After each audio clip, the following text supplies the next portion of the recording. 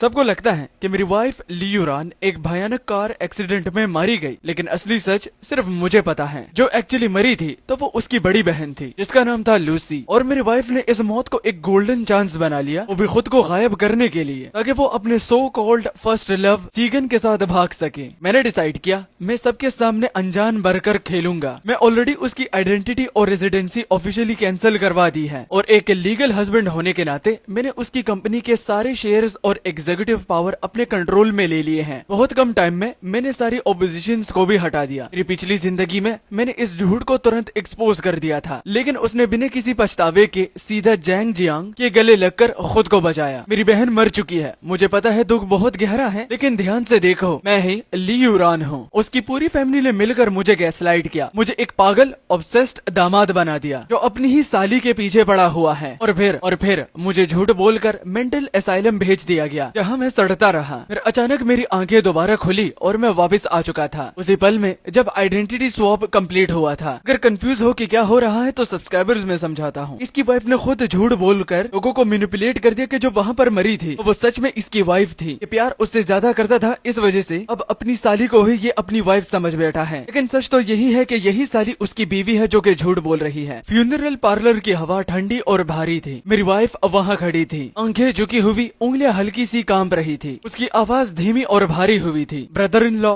आप स्ट्रॉन्ग रहिए। मेरी बहन इतनी अचानक चली गई, मुझे पता है आप पर बहुत बीत रही होगी। जो बॉडी वहाँ गिरने पर पड़ी थी वो असली में लियू शू की थी, लेकिन वहाँ मौजूद हर इंसान को लग रहा था कि वो मेरी वाइफ लियूरान है जो मर चुकी है। मैंने उसकी गर्दन की तरफ घूर कर देखा, वो हल्का सा ब्राउन बर्थ मार्क जो कॉलर के नीचे छुपा हुआ था। मेरी पिछली जिंदगी में वही छोटा सा निशान मेरी बर्बादी की वजह बना था। जैसे ही मैंने उस पर सवाल उठाया वो तुरंत डर कर जैंग जियांग के पीछे छुप गई। आंखों से आंसू बहते हुए वो बोली, ज़ीफेंग प्लीज होश में आओ, वो मर चुकी है, मैं तुम्हारी वाइफ हूँ लियूरान। जैंग जियांग उसके पहले प्यार ने मुझे दीवार के अगेंस्ट जोर से दबा दिया, मुझे गालियां दी, मुझे पागल कहा और इल्जाम लगाया कि मैं अपनी साली के पीछे पड़ा हूँ। हमारी 4 साल की बेटी जियाओगी मासूमियत से उसके कपड़ों को पकड़ कर खड़ी थी, लेकिन उसे भी जोर का धक्का दे दिया गया जैसे कि वो कोई बेकार चीज हो। कितनी बदतमीज है, उन लोगों ने ठंडी आवाज में ये कहा। अगले ही दिन मुझे और मेरी बेटी को मेंटली अनस्टेबल डिक्लेयर कर दिया गया। हमें ट्रीटमेंट के नाम पर अलग कर दिया गया और लियू फैमिली से घर से बाहर निकाल दिया। उस सर्दी के मौसम में जियाओजी मेरी बाहों में थड़थड़ा रही थी। उससे वो कमजोर फील कर रही थी, इतनी कमजोर कि वो कमजोरी से रो भी नहीं पा रही थी। उसने धीरे से मुझसे कहा, पापा ठंड लग रही है, और ये कहते हुए मेरी बेटी कभी भी नहीं उठी। मेरे पैरों से ठंड सीधा ऊपर चढ़ गई, लेकिन मैंने गहरी सांस ली और अपने अंदर के उबलते गुस्से को दबा दिया। अपने चेहरे पर सिर्फ तखान और दर्द का मास्क पहन लिया। तुम बिल्कुल सही कह रही हो, सब कुछ बहुत अचानक हुआ। मैंने स्टाफ की तरफ मुड़ कर कहा, प्रोसीजर फॉलो करो, तुरंत क्रिमिनेशन करो, मेरी वाइफ को इज्जत के साथ रुखसत करो। लियूरान ने तुरंत से सर उठाया, उसकी आवाज में जल्दी थी। हाँ, मेरी बहन को शांति से जाना चाहिए, बाकी एग्रीमेंट्स में खुद देख लूंगी। मैं वहाँ अकेला खड़ा था उस लाश को देखते हुए। मेरी असली वाइफ अब अपनी बहन की आइडेंटिटी में जी रही है, अपने सपनों की जिंदगी जैंग जियांग के साथ। मैंने हाथ बढ़ाया, लेकिन बस व्हाइट शीट को वापस से उसके चेहरे पर ढक दिया। अब लियूरान ऑफिशियली मेरे लिए मर चुकी है, और तुम मेरी प्यारी वाइफ अब से लियू शू का रोल परफेक्ट तरीके से निभाओगी। मैं खुद तुम्हारे रास्ते से हर एक रुकावट हटाऊंगा ताकि तुम अपनी चोरी की हुई जिंदगी आराम से जी सको। मेमोरियल के बाद जो छोटी सी फैमिली गैदरिंग हुई, उसका माहौल घुटन से भरा हुआ था। जैंग जियांग हेड सीट पर ऐसे बैठा था जैसे घर उसका हो, और लियूरान बिल्कुल उसके पास उसके साथ चिपक कर बैठी हुई थी। उसने मेरे लिए चाय का कप भरा। उसकी बॉडी लैंग्वेज ग्रेसफुल थी, लेकिन उसकी आवाज में छुपा हुआ एक शार्प टेस्ट था। वो कहती है, ब्रदर इन लॉ, लियूरान इतनी अचानक से चली गई, कुछ चीजें प्रॉपरली सेटल नहीं हो पाई। शादी से पहले जो कंपनी उसने अपने नाम पर रजिस्टर की थी, जीन एंड कल्चर, मुझे याद है कि वो काफी अच्छा परफॉर्म कर रही थी। वो एक सेकंड के लिए रुकी, जैसे बोलना मुश्किल हो। मैं उसकी इकलौती बची हुई बड़ी बहन हूँ, शायद मुझे थोड़ी देर के लिए उस कंपनी को हैंडल कर लेना चाहिए, क्योंकि आखिर वो कंपनी उसकी पूरी जिंदगी की मेहनत थी। जैंग जियांग ने प्यार से उसका हाथ तपाया, लेकिन उसकी आंखें सिर्फ मुझ पर टिकी हुई थी, ऐसे जैसे शिकार देख रहा हो। मैंने चाय का कप हाथ में लिया और बीच हवा में ही रोक दिया। मैंने ऊपर देखा, मेरी आंखें लाल और सूजी हुई थी, मेरी आवाज टूटती हुई खाली सी लग रही थी। जीन एंड कल्चर की कंपनी, वो कंपनी अब मेरी है। मैंने धीरे से वो कप रख दिया और तखावट दिखाते हुए मैंने माथा रब किया। वो कंपनी 3 साल पहले ही बर्बाद हो चुकी है, बुरी मैनेजमेंट की वजह से पूरी तरह डूब गई, कर्जों में दबकर चुपचाप लिक्विडेट कर दी गई। काफी सालों से वो सिर्फ एक बेकार बैंकरप्ट शेल है। लियूरान के चेहरे पर जो कंसर्न का मास्क था वो तुरंत जम गया। लिक्विडेट ये कैसे हो सकता है? वो तो पिछले साल भी मुझे नए प्रोजेक्ट्स के बारे में बता रही थी। मैं बीच में ही तेज आवाज में बोल पड़ा। बता रही थी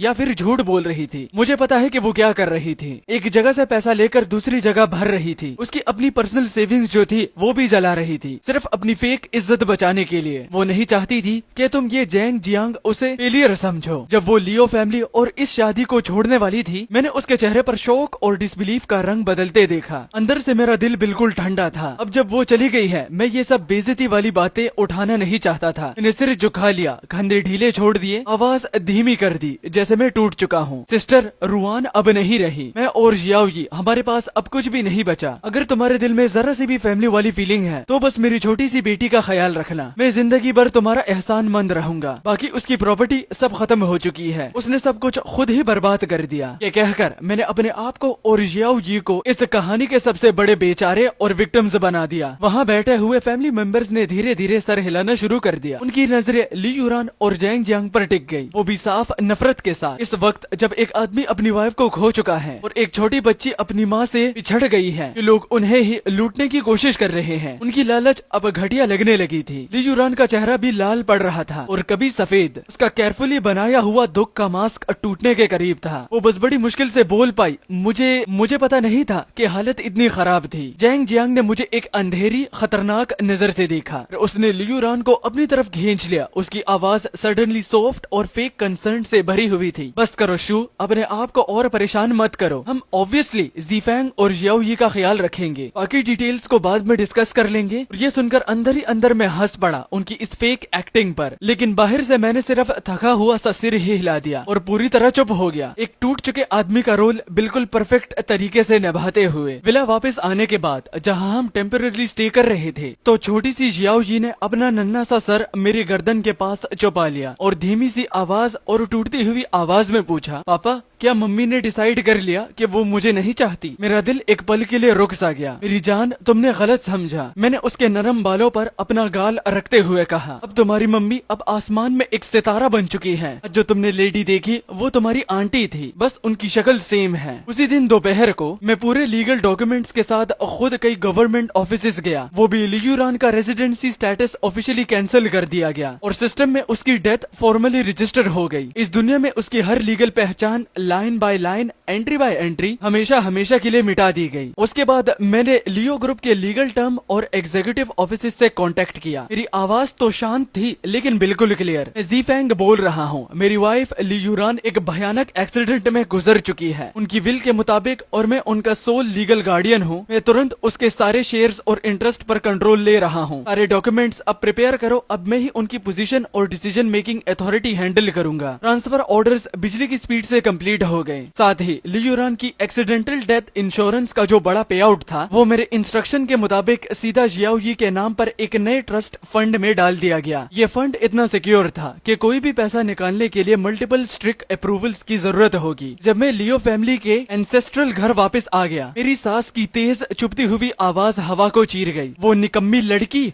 उस लालची बच्ची को देखकर ही गुस्सा आता है। बिल्कुल अपने बेकार बाप पर गई है, सिर्फ बोझ है। मेरे कदम वही जम गए। मैंने लिविंग रूम की तरफ देखा। जियाओयी अकेली खड़ी थी। उसके पास जमीन पर एक टूटा हुआ पोर्सिलीन का कप पड़ा था और उसके सफेद मोजे पर चाय के दाग धीरे धीरे फैल रहे थे। उसका सिर झुका हुआ था, छोटी सी उंगलियां कपड़ों को कसकर पकड़ी हुई और उसका पूरा जिस्म डर के मारे जम चुका था। मेरी सास महंगी वेलवेट सोफा पर आराम से बैठी थी, हाथ में प्रेयर बीड्स घुमाते हुए, लेकिन उसकी आंखें चाकू की तरह जियाओयी को चीर रही थी क्योंकि वो सीधी नफरत से भरी हुई थी। वहाँ क्या खड़ी हो? जो गंदगी की है उसे साफ करो। जरा सी भी तमीज नहीं है जियाओयी? मैंने आवाज दी। मेरी आवाज तेज तो नहीं थी लेकिन पूरे कमरे की हवा भारी हो गई। मेरी बेटी ने तुरंत से सर उठाया। उसकी बड़ी बड़ी आंखों में आंसू भर गए। वो सीधा भागकर मेरे पास आई और मेरी टांगों को जोर से पकड़ लिया जैसे अपनी जान बचा रही हो। उसे उस औरत की जहरीली नफरत महसूस हो रही थी। मैंने उसे तुरंत अपनी बाहों में उठा लिया। उसकी स्लीव्स अभी भी थोड़ी सी गर्म गर्म चाय से गीली थी। मैंने लियो मिंग की तरफ देखा तक नहीं, बस जियाओ यी से पूछा, मेरी गुड़िया तुम्हें जलन तो नहीं हुई? अभी मेरी सास बोलती है, ओ घर के मालिक वापस आ गए। उसने बीट्स रखते हुए तंज भरी आवाज में कहा, अपनी छोटी सी पैसा बर्बाद करने वाली बेटी के सामने हीरो बनने आए हो? क्या गलत कह रही हूँ मैं? लड़की पालने का क्या फायदा, सिर्फ खाना और जगह बर्बाद की है। काश ली यूरान ने एक बेटा दिया होता। मैं उनकी बात को काट के कहता हूँ, मॉम। मेरी आवाज सीधी और ठंडी थी। जियाओ जी मेरी बेटी है और वो कोई बोझ नहीं है। जब हम यहाँ वेलकम नहीं है तो हम यहाँ से जा रहे हैं। जा रहे हो? वो तुरंत सीधी बैठ गई और उनकी चेहरे की झुर्रियां नफरत से टेढ़ी हो गई। जैंग जियांग की तबीयत कमजोर है, उसे लगातार देखभाल की जरूरत है।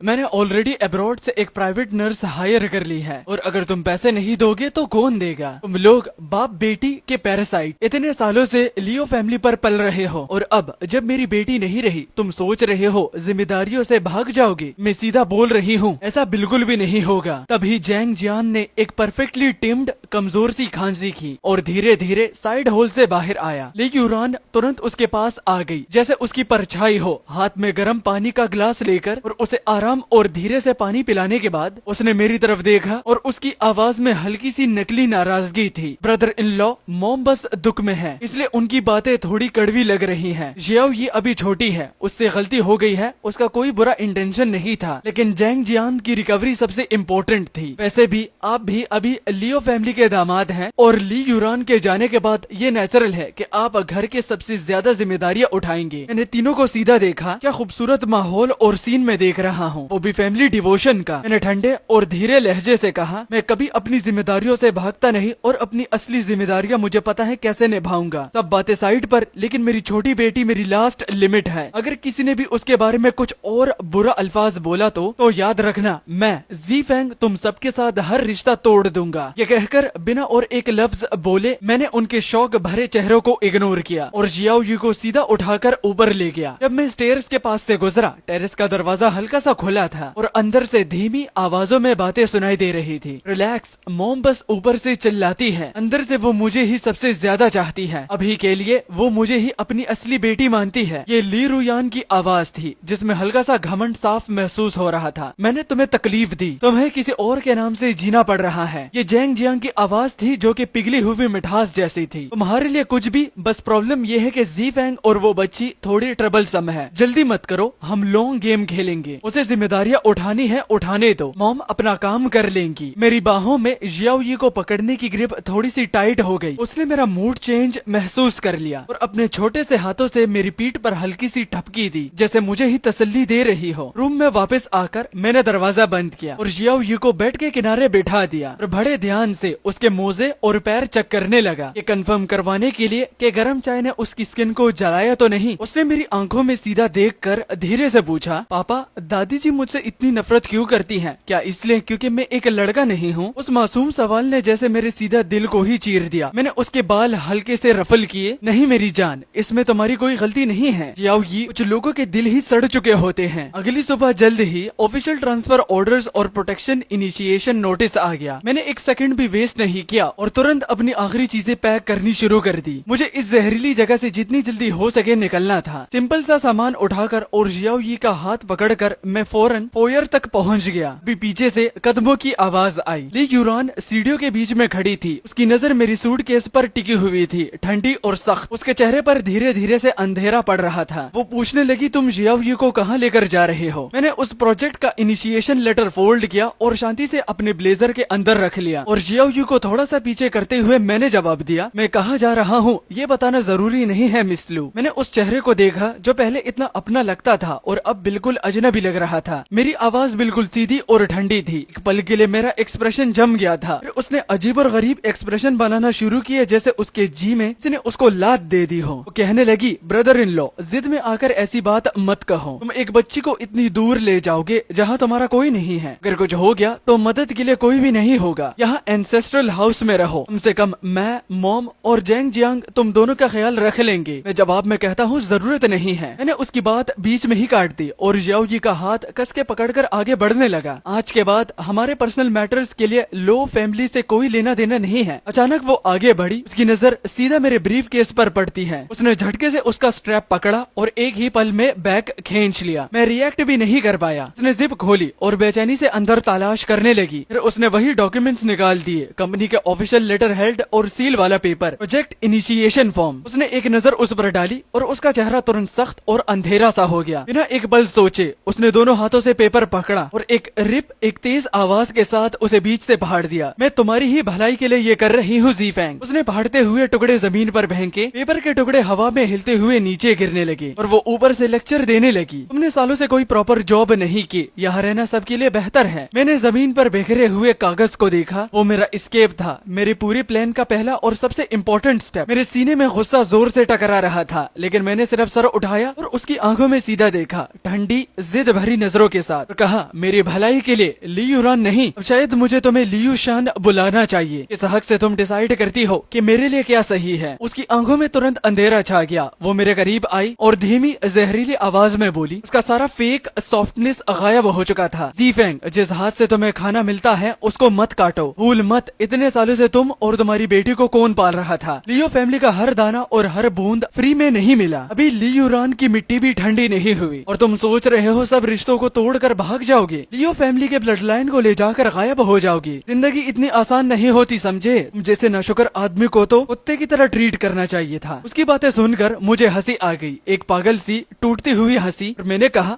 पाल रहे थे तुम हमें। जब जियाओ ये मरने की हालत में थी, मैं लियो फैमिली के गेट के बाहर घुटनों पर गिरा हुआ था, अहम की भीख मांग रहा था। कौन था जिसने गार्ड्स को ऑर्डर दिया था कि मुझे एक आवारा कुत्ते की तरह लात मारकर भगा दिया जाए। और अब जब मैं जा रहा हूँ, अचानक तुम लोगों की अपनी मेहरबानी जाने नहीं देनी। मेरे होंठों पर एक ठंडी तंज भरी मुस्कान आ गई। मेरी नजर उस पर चली गई जैसे उसको चीर रही हो, या फिर तुम ही तो थी जो कि उसकी कंपनी पावर छीनने के लिए बेचैन थी। ली युरान के चेहरे पर एक पल के लिए घबराहट चमकी, लेकिन उसने तुरंत खुद को संभाला। उसकी आवाज फिर से सॉफ्ट हो गई, लेकिन अंदर की चाल का पता चल रहा था। वो कहने लगी, ज़ीफैंग, क्या हमारे बीच कोई मिसअंडरस्टैंडिंग हो गई है? हम फैमिली है। मेरी बहन के जाने के बाद ये मेरी जिम्मेदारी है कि मैं तुम और जियाओ यी का ख्याल रखूं। मिसअंडरस्टैंडिंग? मैंने उसकी बात काट दी। मेरी आवाज पत्थर की तरह सख्त हो गई और मैंने कहा, यहाँ सिर्फ एक ही मिसअंडरस्टैंडिंग है कि मैंने कभी तुम जैसे दरिंदों को इंसान समझ लिया था। मेरे लफ्ज अभी हवा में ही थे कि मैंने हाथ उठाया और अपने सारे दबाए हुए गुस्से को एक झटके में निकाल दिया और एक जोरदार थप्पड़ दिया, जिसकी आवाज पूरे फोयर में गूंज उठी। उस थप्पड़ के इम्पैक्ट से उसका सिर झटके से साइड में मुड़ गया। वो पीछे लड़खड़ा गई और भारी दरवाजे से टकरा गई। उसके गाल तुरंत से लाल हो गए और उसके चेहरे पर हाथ का निशान उभर आया। उसने तुरंत सर घुमाकर मेरी तरफ देखा। उसकी आंखों का शौक तुरंत जहरीली नफरत में बदल गया और कहने लगी, ज़ीफैंग, तुम्हारी हिम्मत कैसे हुई मुझे हाथ लगाने की? वो चीख उठी। उसकी सारी एलिगेंस टूट चुकी थी। वो मुझ पर झपटी और मेरी कलाई को अपने लंबे नाखूनों से पकड़ लिया। उसके नाखून अब मेरे स्किन में घुसने लगे। वो पूरी ताकत से मुझे वापस खींचने की कोशिश कर रही थी और कह रही थी, तुम इस घर से एक कदम भी बाहर नहीं जाओगे। सिक्योरिटी, जल्दी अंदर आओ। इस हंगामे से डरकर जियाओ ये जोर जोर से रो पड़ी। ने एक हाथ से उसे अपने पीछे छुपा लिया, दूसरे हाथ से खुद को छुड़ाने की कोशिश की। उसकी ताकत अजीब सी थी,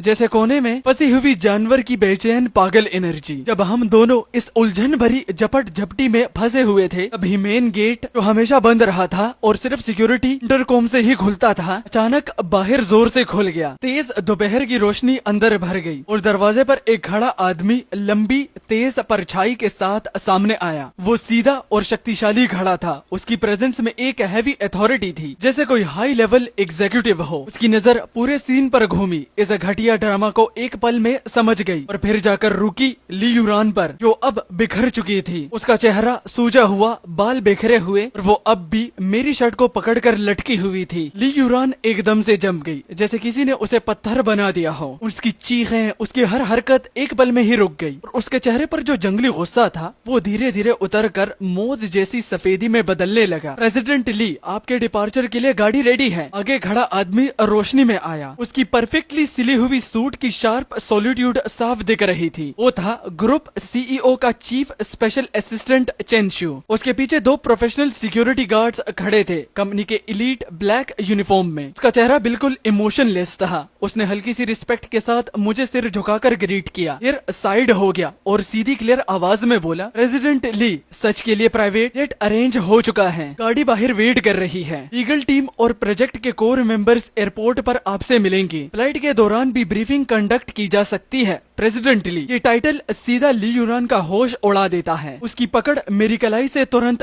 ढीली पड़ गई। वो शौक में चंचू की तरफ मुड़ गई, उसकी आवाज फट गई, चीख जैसी हो गई। चंचू, तुमने अभी इसे क्या बुलाया? प्रेसिडेंट ली, तुम पागल हो गए हो क्या? मैं हूँ लियो कॉर्पोरेशन की असली प्रेसिडेंट। ये बेकार ज़ीफेंग कौन होता है इतनी इज्जत लेने वाला? और जरा ये बताना, इसे ये टाइटल किसने दिया? अब चंचू ने फाइनली उसकी तरफ देखा। उसका पोस्चर अब भी रिस्पेक्टफुल था, लेकिन उसकी आंखों में कोई पहचान नहीं थी, जैसे वो एक अननोन इंसान हो। हल्का सा झुककर उसने कोल्ड और एक प्रोफेशनल आवाज में कहा, ग्रीटिंग्स मिस लियू शू। मिस लियूरान के अनफॉर्चुनेट पासिंग के बाद बोर्ड ऑफ डायरेक्टर्स के अनएनिमियस वोट के थ्रू मिस्टर ली ज़ीफेंग को लियो ग्रुप का नया सीईओ बना दिया गया है और एक्टिंग चेयरमैन अपॉइंट किया गया है, इफेक्टिव और इमीडिएटली। वो एक पल के लिए रुका, उसकी नजर लियूरान के सफेद पड़ चुके चेहरे पर टिक सी जाती है। फिर उसने वही सीधी रोबोटिक टोन में बात कंटिन्यू की, इसलिए मेरे लिए और पूरी कंपनी के लिए और कंपनी के हर एक एम्प्लॉय के लिए मिस्टर ली ज़ीफेंग को प्रेसिडेंट ली कहना कंपनी बायलॉज और प्रोटोकॉल के बिल्कुल मुताबिक है। जहां तक आपकी आइडेंटिटी का सवाल है, चंचू की नजर उस पर टिक गई, कोल्ड हिसाब लगाते हुए, जैसे कोई कॉन्ट्रैक्ट में फ्रॉड क्लॉज चेक कर रहा हो। मेरी प्रोफेशनल ड्यूटी सिर्फ इतनी है कि मैं लियो ग्रुप के करंट टॉप एग्जीक्यूटिव की सर्विस करूं। ऑफिशियल पर्सनल रिकॉर्ड्स और डेथ नोटिफिकेशन के मुताबिक मिस लियूरान का अनफॉर्चुनेट पासिंग हो चुका है। आप उनकी बड़ी बहन है, मिस लू युशन है। करंट कॉर्पोरेट एरी की और शेयर होल्डर लिस्ट के हिसाब से आपका नाम सिर्फ इसी आइडेंटिटी से रजिस्टर है। किसी भी पोजीशन पर लियू शू के नाम का कोई रिकॉर्ड एग्जिस्ट नहीं करता। इसलिए पूरे रिस्पेक्ट के साथ कह रहा हूँ, मुझे आपको रिपोर्ट करने का कोई इंस्ट्रक्शन नहीं मिला है, न ही आपके कहने पर किसी एग्जीक्यूटिव चेंज को कंफर्म करने का। इतना सुनते ही लियूरान बिल्कुल टूट गई। उसने अपनी उंगलियां सीधी अपनी तरफ पॉइंट की, उसका पूरा जिस्म कांप रहा था गुस्से और डर के मिक्स से। कहने लगी, मैं लियूरान हूँ, मैं असली लियूरान हूँ। जो मरी है वो मैं नहीं हूँ, वो मेरी बहन थी, वो लूसी थी। तुम सबको इस आदमी ने बेवकूफ बनाया है। इसने डॉक्यूमेंट्स फेक किए हैं, मेरी पावर चुरा रहा है। चेंसू, अभी के अभी यहाँ से निकल जाओ, मैं फायर्ड करती हूँ। चेंचू ने पलक तक नहीं झपकाई, वो बस आधा कदम पीछे हट गया। Miss Liu shoe, please calm down. उसकी आवाज अब भी बिल्कुल सीधी और फ्लैट थी, लेकिन उसमें एक ऐसी अथॉरिटी थी जिसे इग्नोर करना नामुमकिन था। मिस लियूरान की identity verification authoritative legal agencies के डॉक्यूमेंट्स के थ्रू कंफर्म हुई है और उनके इमीडिएट फैमिली, स्पेसिफिकली प्रेसिडेंट ली ने पर्सनली डेथ कंफर्म करके सारे प्रोड्यूसर्स को कहा और प्रोसीजर्स कंप्लीट किए हैं। इसलिए ये सब लीगली फुली वैलिड है। और रही बात आपके करंट क्लेम्स की, अगर आप डिसीज्ड के रिस्पेक्ट के खिलाफ बोल रही हैं या ग्रुप के करंट लीडर पर इल्जाम लगा रही हैं, तो लीगल डिपार्टमेंट आपके खिलाफ स्ट्रिक्ट एक्शन लेने का पूरा हक रखता है। उसने उस कामती हुई टूट चुकी औरत की तरफ देखना भी बंद कर दिया और मेरी तरफ मुड़कर हल्का सा झुक गया। प्रेसिडेंट ली, वक्त हो गया है, हमारी विंडोज क्लोज हो रही है। सुइंग में प्रिलिमिनरी टीम ऑलरेडी रेडी है, बस आपके कमांड का वेट कर रही है। और मिस जियाओ यी के लिए ट्रेवल नर्स और चाइल्ड साइकोलॉजिस्ट भी व्हीकल में वेट कर रहे हैं। मैंने बस हल्का सा सिर हिला दिया। मैं झुककर अभी भी रो रही जियाओ यी को अपनी बाहों में उठा लिया, उसे अपने कोट में लपेट लिया और धीरे धीरे उसकी पीठ थपथपाकर उसे शांत करने लगा। शुरू से लेकर आखिर तक मैंने लियूरान की तरफ एक बार भी नहीं देखा और वो चिल्लाती हुई बोली, ज़ीफेंग, तुम जा नहीं सकते, मेरा सब कुछ वापस करो। वो मेरी कंपनी है, सब कुछ मेरा है। मैं लियूरान हूँ, मैं लियू ग्रुप की प्रेसिडेंट हूँ। उसकी पागल सी चीखें मेरे पीछे गूंज रही थी। वो एक बार फिर आगे बढ़ने की कोशिश की, लेकिन इस बार 2 ट्रेन्ड सिक्योरिटी गार्ड ने उसे डोरवे पर ही रोक लिया। चंचू ने दरवाजा खोल कर रखा, बाहर की तेज रोशनी सीधा अंदर आ रही थी। एंट्रेंस पर एक स्लीक बैक सेडन रेडी खड़ी थी। एक तरफ ये रोशनी और दूसरी तरफ ये अंधेरा, सड़ी हुई हवा से भरा मेंशन, जैसे 2 अलग दुनियाएं टकरा रही हो। मैंने जियाओ यू को और जोर से अपने से लगाया और बिना पीछे देखे लियो फैमिली के उस दरवाजे को पार कर दिया। 3 दिन बाद प्राइवेट जेट में चेंचू के लिए जाते हुए मैं प्रोजेक्ट के जियोलॉजिकल रिपोर्ट्स ध्यान से रिव्यू कर रहा था। जियाओ यी मेरे पास चाइल्ड सेफ्टी सीट में चैन से सो रही थी। तभी चेंचू मेरे पास आया, उसके हाथ में एक टैबलेट था और उसका चेहरा पहले से ज्यादा सीरियस लग रहा था। वो जल्दी जल्दी से मेरे पास आया और स्क्रीन को मेरी तरफ घुमा दी। प्रेसिडेंट, एक क्राइसिस सिचुएशन चल रही है। सिर्फ 30 मिनट्स पहले ही डोमेस्टिक सोशल प्लेटफॉर्म्स और फाइनेंशियल फोरम्स पर एक मैसिव नेगेटिव प्रोपेगेंडा वेव शुरू हो गया है और वो सीधा आपको ही टारगेट कर रहे हैं। डिस्प्ले पर जो टॉपिक है वो ऑलरेडी टॉप 3 ट्रेंड्स में आ चुका है। टाइटल बहुत ही ज्यादा ड्रामेटिक था। लियो ग्रुप का नया सीईओ,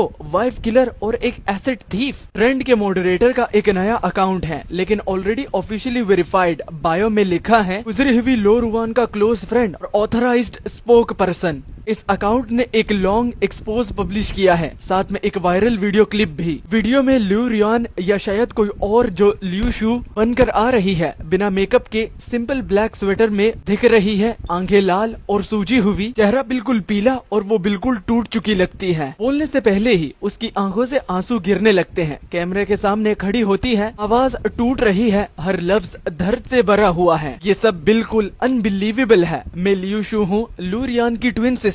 वो बोलती रहती है, आंसू रुकते नहीं। मेरी ट्विन सिस्टर की डेथ नॉर्मल नहीं थी। मैं बहुत डर गई थी बोलने से, लेकिन अब चुप नहीं रह सकती। वो सीधा कैमरे में देखती है, आंखों में डर और इल्जाम दोनों। ली फैंग, मेरा फॉर्मर ब्रदर इन लॉ, वो एक मॉन्स्टर है। उसने सब कुछ प्लान किया। ली रुयान की डेथ कोई एक्सीडेंट नहीं थी, उसने मर्डर किया। वो एक सिंपल आदमी था, हमारे घर में सालों तक live in son in law बन के रहा, सीधा और शरीफ बनकर, लेकिन अंदर से सिर्फ वो लियो फैमिली की प्रॉपर्टी के पीछे था। उसने भरोसे का फायदा उठाया, एसेट्स चोरी किए, डॉक्यूमेंट्स फोर्ज किए। लू रियान को शक होने लगा था, वो उसे कन्फ्रंट करने वाली थी और तभी एक्सीडेंट हो गया। जब मैंने उससे क्वेश्चन किया, उसने मुझे धमकी दी, अगर मैंने सच बोला तो जियाओ जी के साथ बुरा होगा। मैं मजबूर थी, मैं सिर्फ देख सकती थी। मेरी बहन की बॉडी ठंडी भी नहीं हुई थी और वो फेक विल लेकर आ गया। उसने सब कुछ छीन लिया। लियो का ऑपरेशन भी, फ्यूनरल के तुरंत बाद ही वो इतना डेस्परेट था कि मुझे और मेरी माँ को भी घर से निकाल दे, और उन लोगों को भी जिससे रुआन सच में प्यार करती थी, घर से निकाल दिया गया। उसने मुझे मारा, मुझे पागल बोला और मुझे शियावी के पास जाने तक से रोक दिया। वो रुआन के हर एक निशान को दुनिया से मिटा देना चाहता है ताकि वो खुद क्लीन इमेज के साथ लो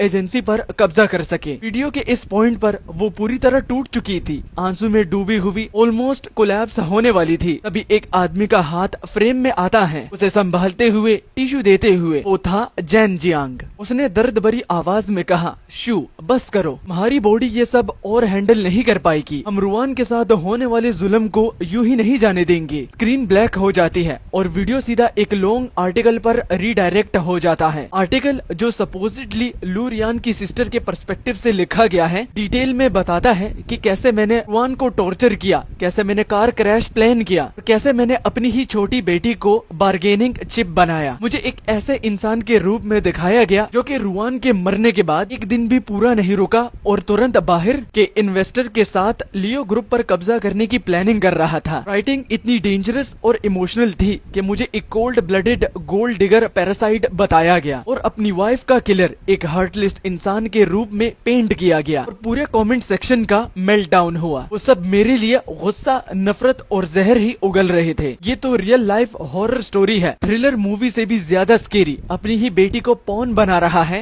ये आदमी तो फाइनल बॉस है गोल्ड डिगर्स का, और बेचारी मिस लू, उसे पता ही नहीं था कि वो किस मॉन्स्टर से शादी कर रही है। स्कमबैग को ज्यादा जिंदा रहने का हक नहीं। पुलिस, इस बंदे को तुरंत इन्वेस्टिगेट करो। क्रिमिनेशन इतनी जल्दी क्यों हुई? क्लियरली एविडेंस डिस्ट्रॉय किया गया है। लू ग्रुप के डायरेक्टर अंधे हैं क्या? ऐसे आदमी को प्रेसिडेंट बना दिया। लेडीज, इसको डॉक्स करो, एड्रेस लीक करो, फोन नंबर लीक करो और उसके बच्ची का स्कूल भी। इसी के साथ ही कुछ नोटोरियस क्लिकबेट इन्फ्लुएंसर्स ने भी अपना काम शुरू कर दिया। टाइटल था रूथलेस डीप डाइव एनालिसिस। वो मेरी पास्ट लाइफ को as an live in son in law, मेरी करियर ग्रोथ टाइमलाइन, सबको ट्विस्ट करके एक ही नैरेटिव पुश किया जा रहा था कि ये सब का सब पहले से बनाया गया हुआ प्लान था, वो भी उसको मारने का और लियो ग्रुप के अथॉरिटीज को पूरे अपने कब्जे में करने का और अपनी बच्ची को भी एक पॉन की तरह इस्तेमाल करना। एनोनिमस इनसाइडर्स भी फेक लीक्स एक के बाद एक डाल रहे थे। मुझे कहा जा रहा था कि वो एक पैरानॉइड है, पूरा का पूरा फ्रीक है। रुआन डिवोर्स चाहती थी लेकिन डर के मारे कर नहीं पाई। कैबिन में साइलेंस छा गया, सिर्फ इंजन की हल्की आवाज। चेंसू मुझे देख रहा था, वो भी नेक्स्ट ऑर्डर का इंतजार करते हुए। उसकी आंखों में हल्का सा कंसर्न था। लेकिन प्रोफेशनलिज्म उसे छुपा रहा था। मैंने टैबलेट बंद कर दिया। ब्लैक स्क्रीन में मेरा खुद का एक्सप्रेशनलेस फेस रिफ्लेक्ट हो रहा था। विंडो के बाहर क्लाउड्स का समुंदर, सनलाइट इतनी तेज के आंखों पर जैसे ही पड़ी तो वो स्क्विंट कर जाए। मैं धीरे से सीट पीछे करके झुक गया, आंखें बंद कर ली। लियूरान और जैंग जियांग, तो तुम लोग पब्लिक ओपिनियन का गेम इतनी जल्दी शुरू करना चाहते हो? मानना पड़ेगा, एक्टिंग काफी बिलीवेबल थी। ठीक है, जितना रोना है रो लो, क्योंकि अब मेरा काउंटर अटैक आने वाला है और आंसू खत्म हो जाए तो खून के आंसू भी रो देना। और मैं शुरू करूंगा एक इनक्रिप्टेड फाइल से, क्योंकि तुम दोनों की धज्जियां उड़ा देगा। चेंगसू की एफिशिएंसी हमेशा की तरफ लॉलेस थी। एक इंफॉर्मेशन पैकेट इतना हेविली मास्क के उसका सोर्स ट्रेस करना इम्पॉसिबल था। सीधा उन गॉसिप अकाउंट्स के बैक एंड सिस्टम में इंजेक्ट किया गया। वही अकाउंट जिन्होंने पहले रूमर्स को वायरल बनाया था। साथ ही ये फाइल क्वाइटली भेज गई देश के सबसे इन्फ्लुएंशियल फाइनेंशियल इन्वेस्टिगेटिव रिपोर्टर्स और वेटरन ब्लॉगर्स के प्राइवेट इनबॉक्सेस में। कोई फ्लैशी हेडलाइन नहीं, सिर्फ एक मिस्टीरियस सीरियल नंबर। लेकिन जैसे ही फाइल ओपन हुई सब कुछ बदल गया। अंदर तक एक सर्जिकल टाइमलाइन और एक इररिफ्यूटेबल चेन ऑफ कोल्ड एविडेंस, जिसमें पहला एविडेंस एक ऑडियो फाइल था। क्लाउड बैकअप से निकाला गया ली रुयान की गाड़ी के लास्ट मोमेंट्स का रिकॉर्डिंग। बैकग्राउंड में एक साइलेंट गैराज, फिर उसकी आवाज हल्की सी कांपती हुई लेकिन अंदर से भरी हुई एक्साइटमेंट और किलर इंटेंट। लूशु को एक्सीडेंट में मारना होगा, तभी मैं उसकी आइडेंटिटी चुरा कर जैन जियांग के पास वापस जा सकती हूँ। दूसरा एविडेंस कवर फोटोज। ली युरान और जैंग जियांग वो भी एक प्राइवेट क्लब में थे। टाइम स्टैम्प क्लियर, 2 साल पुराने, एग्जैक्टली मेरे वेडिंग एनिवर्सरी से 1 हफ्ते पहले। उन दोनों के बीच की क्लोजनेस क्लियरली नॉर्मल रिश्तों की बाउंड्रीज क्रॉस कर रही थी। साथ में hotel check in records, luxury expenses के बिल्स, सब कुछ मैच करता हुआ। तीसरा evidence medical records, Liu Shu के प्राइवेट हॉस्पिटल फाइल्स, क्रैश से सिर्फ 1 हफ्ते पहले के। सच सामने था, वो लगभग 2 महीने प्रेग्नेंट थी और कंडीशन एक्सट्रीमली अनस्टेबल। डॉक्टर ने स्ट्रिक्ट बेड रेस्ट का ऑर्डर दिया था। लॉन्ग ट्रेवल तो बिल्कुल मना करा था। फिर भी बिजनेस ट्रिप प्लान हुई, एक ट्रिप जो एक्चुअली एक ट्रैप था। ली युरान ने खुद स्केड्यूल फोर्स किया, खुद बुकिंग की, सिस्टर बॉन्डिंग के नाम पर। ये सब डॉक्यूमेंट्स बिना किसी ड्रामे के, बिना इमोशनल वर्डिंग के, सिर्फ फैक्ट्स, सिर्फ टाइमलाइन, सिर्फ सच से भरे हुए थे। और फिर ये डेटा पब्लिक में लीक हुआ। जैसे उबलते हुए तेल में पानी की एक बूंद गिरती है, पब्लिक ओपिनियन ब्लास्ट हो गया। एक नया सुनामी, पिछले से 10 गुना ज्यादा वॉयलेंट। लेकिन इस बार जो तूफान की डायरेक्शन थी तो वो पूरी तरह से बदल चुकी थी। इन्वेस्टिगेटिव जर्नलिस्ट और लीगल ब्लॉगर्स जब उन्हें ये फाइल रिसीव की, वो सब के सब शॉक में फ्रीज हो गए। लेकिन सिर्फ कुछ ही मिनट्स में उन्होंने अपना काम शुरू कर दिया। क्रॉस चेकिंग, वेरिफिकेशन और high stakes reporting. Financial circles, elite gossips, tabloids, सब जगह टोटल केओस। आज का प्लॉट ट्विस्ट, ये वाइफ किलिंग फॉर एसेट्स वाली स्टोरी नहीं थी। ये थी एक कोल्ड ब्लडेड सिस्टर किलर की कहानी, जो अपनी ही ट्विन की आइडेंटिटी चुराकर फैमिली लेगेसी पर कब्जा करना चाहती थी। ये साल का सबसे बड़ा सोप ओपेरा है। ट्विन सिस्टर ने अपनी ही बहन को मार दिया, आइडेंटिटी चुराकर ब्रदर इन लॉ के साथ भागने के लिए। नए एविडेंस ने सीधा पॉइंट किया, ली युरान और जैंग जियांग एक्सीडेंट शायद एक्सीडेंट था ही नहीं, बल्कि जानबूझ के हिट किया गया था। फॉर्ज विल्स,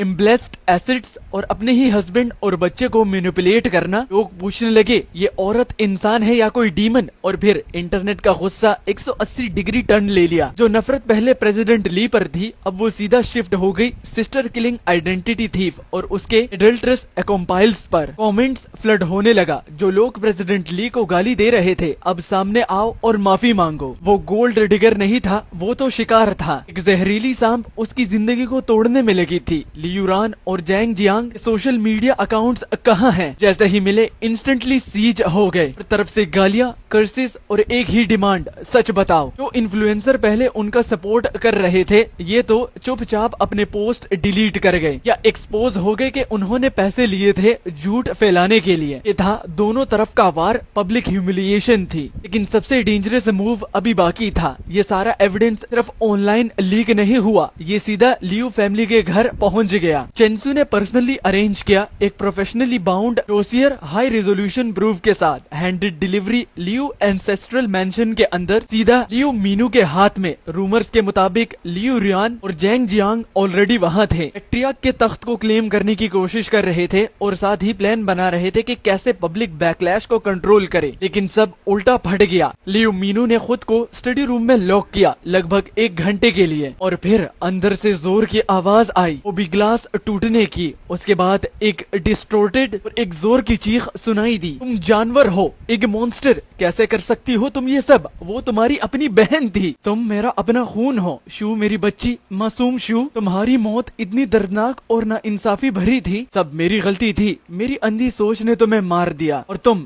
जैन जियांग, तुम जैसे दिल के काले और एहसान फरामोश इंसान, लियू फैमिली ने तुम्हारा क्या बिगाड़ा था? कैसे तुमने इस जालिम औरत के साथ मिलकर मेरी बेटी को मार दिया? तुम दोनों जहन्नुम में सड़ोगे, निकल जाओ, अभी के अभी निकल जाओ मेरे घर से। आज के बाद लियू फैमिली से तुम्हारा कोई रिश्ता नहीं है, मैं पुलिस को बुलाऊंगा, तुम्हें मेरी बेटी की मौत की सजा जरूर मिलेगी। उसके बाद घर में हंगामा मच गया, चीखने की आवाजें, चीजें टूटने की आवाजें, मतलब कि बिल्कुल एकदम एक केओस। आखिर में लियू यूरान और जैंग जियान डर के मारे भाग गए। लियू मीनू उन पर पोर्सिलाइन के गुलदस्ते फेंकती रही, हर तरफ टूटी हुई शीशे और उसके जहरीली अल्फाज गूंज रहे थे। सीन शिफ्ट हुआ, डंजन के लियू ग्रुप के नए एनर्जी बेस में एक मॉडर्न इंडस्ट्रियल पार्क बना रहा था जो डोर के हसीन पहाड़ों के बिल्कुल ऑपोजिट लग रहा था। मैं अपनी कोर टीम के साथ मीटिंग में बिजी था, तभी सेक्रेटरी का कॉल आता है, सर एक औरत रिसेप्शन पर है, वो कह रही है वो लियू वन है, अपॉइंटमेंट नहीं है और उसकी मेंटल स्टेट काफी अनस्टेबल लग रही है। सिक्योरिटी ने रोका हुआ है, फिर भी वो जाने को रेडी नहीं है। रूम एकदम से साइलेंट हो गया। मैंने कामली कहा 10 मिनट ब्रेक, उसे वेस्ट साइड के छोटे रिसेप्शन रूम में ले जाओ, मैं अभी आता हूँ। जब मैं रूम में इंटर करता हूँ, लिव यूरान विंडो के पास खड़ी होती है। उसने पिंक ट्रेंच कोट पहने हुए लेकिन पूरी तरह से बेघर चुकी हुई नजर आती है, बाल उलझे हुए, चेहरा थका हुआ। जैसे ही वो मुड़ती है, उसके आंखों के नीचे के डार्क सर्कल्स, उसका टूट चुका कॉन्फिडेंस सब कुछ बयान कर रहे होते हैं। मुझे देखते ही वो टूट जाती है। ज़ीफेंग, उसकी आवाज टूट रही होती है। वो मेरी तरफ बढ़ने की कोशिश करती है लेकिन मेरी ठंडी नजर को देखकर वो वही रुक जाती है। मैं गलत थी, मुझे समझ आ गया, मैं बहुत ज्यादा गलत थी। वो जोर जोर से रोती है, बिल्कुल टूट चुकी होती है। जैंग जियांग वो इंसान नहीं है। जैसे ही सच बाहर आया, उसने सारे ब्लेम्स मुझ पर डाल दिए। वो भाग गया, सब कुछ प्लान करके फेक आइडेंटिटी के साथ। उसने कभी मुझसे प्यार ही नहीं किया, सिर्फ यूज किया लियू फैमिली का पैसा निकालने के लिए और शू को खत्म करने के लिए। मैं उसकी पपेट बन चुकी थी और उसने मेरी जिंदगी बर्बाद कर दी। वो रोते रोते सब कुछ कॉन्फेस करती है, अपनी गलतियों का पछतावा, अपनी ही बहन के लिए गिल्ट और सबसे ज्यादा तो मेरे लिए था। ज़ीफेंग, मुझे सब पे पछतावा है, मुझे प्लीज माफ कर दो। फिर वो आंखों में एक पागल सी उम्मीद लेकर खड़ी थी और कहती है, मैं सिर्फ और सिर्फ तुमसे प्यार करती हूँ, वो भी हमेशा से। जैंग बस एक बेवकूफी थी, तुम ही जियाओ यी के असली फादर हो, तुम ही मेरे सच्चे पति हो। वो मेरी तरफ हाथ बढ़ाती है, हम सब कुछ दोबारा शुरू कर सकते हैं, कहीं दूर चले जाते हैं, एक सिंपल लाइफ जिएंगे, बस तुम, मैं और हमारी बेटी। मैं तुम्हारे लिए और अपनी बच्ची के लिए परफेक्ट वाइफ बनूंगी, परफेक्ट मदर बनूंगी, बस एक चांस दे दो प्लीज, मैं तुमसे विनती करती हूँ ज़ीफेंग। उसकी चीखें और रूह का दर्द पूरे रूम में गूंज रहा होता है, लेकिन मैं सिर्फ खामोश बस खड़ा था और मेरा चेहरा बिल्कुल बेहिस। उस पल ना तो कोई गुस्सा था, ना कोई रहम, सिर्फ एक ठंडी गहरी खौफनाक खामोशी थी। वो रोती रही जब तक उसकी आवाज बैठ ना गई, जब तक उसका जिस्म थककर जमीन पर गिर ना गया। और तब मैंने फाइनली मूव किया। ना मैंने उसका हाथ पकड़ा, ना उसकी भीख का जवाब दिया। मैं बस मुंह मोड़कर और रिसेप्शन रूम क्रॉस करके साइड डोर की तरफ चल दिया। डोर खुला, बाहर मेरा पर्सनल असिस्टेंट खड़ा था और उसके साथ मेरी बेटी जियाओ।